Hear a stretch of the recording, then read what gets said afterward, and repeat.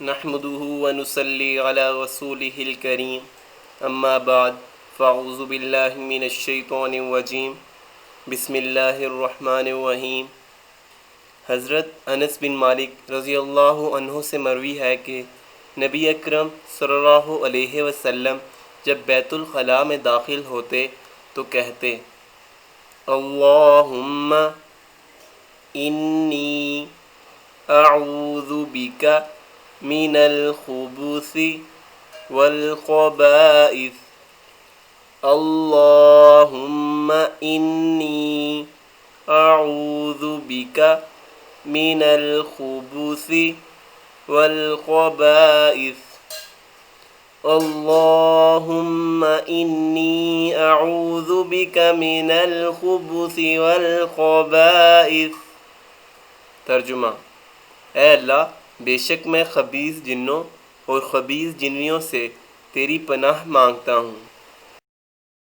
بیت الخلاء سے باہر آتے وقت یہ دعا پڑھنی چاہیے: الحمد للہ الذی اذھب عنی الاذی وعافانی، الحمد للہ الذی اذھب عنی الاذی وعافانی، الحمد للہ الذی اذھب عنی الاذی وعافانی۔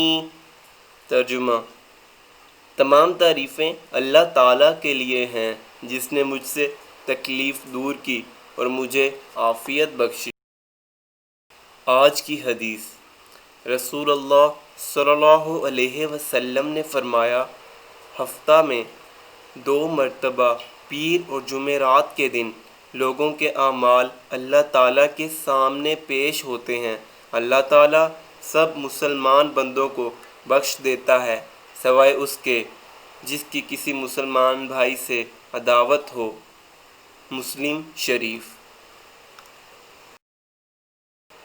مزید اسلامی ویڈیوز کے لیے ہمارے چینل ذخیرہ آخرت کو سبسکرائب کریں، ویڈیوز کو لائک اور شیئر کریں۔ جزاک اللہ۔